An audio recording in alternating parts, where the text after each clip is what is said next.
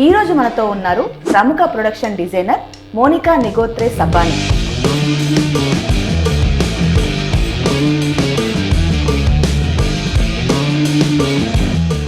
తాను గత 15 ఏళ్లుగా తెలుగు సినిమా ఇండస్ట్రీలో తనదైన ముద్ర వేసుకుంటున్నారు.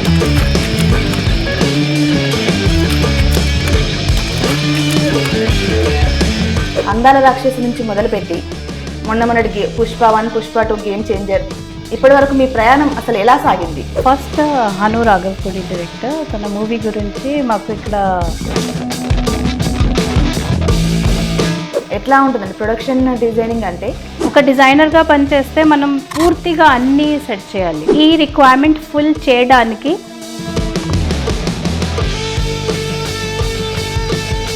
ఇప్పుడు ఎన్ని మూవీస్కి చేసి ఉంటారు ఇప్పటి వరకు? ఇండిపెండెంట్గా మోర్ దెన్ 30 మూవీస్, గట్టిగా పెద్ద పెద్ద డైరెక్టర్స్ మూవీస్లో. శంకర్ సార్తో ఫస్ట్ మూవీ అనుకుంటాను, పాన్ ఇండియా డైరెక్టర్ కదా అప్పటికి. అతను ఎట్లా అనిపించింది? తను ప్రాపర్ ప్రొడక్షన్ డిజైనర్స్ డైరెక్టర్. తను ఆలోచించే పద్ధతి కూడా ప్రొడక్షన్ డిజైన్.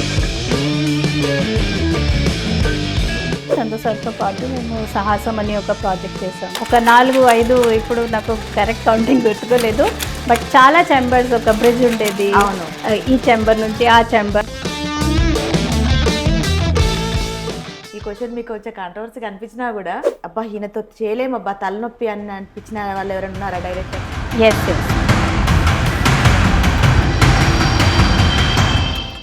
పర్సనల్ లైఫ్లోకి వెళ్దాం. మీది రామకృష్ణ గారిది లవ్ మ్యారేజ్ కదా, అసలు ఎక్కడ పరిచయం?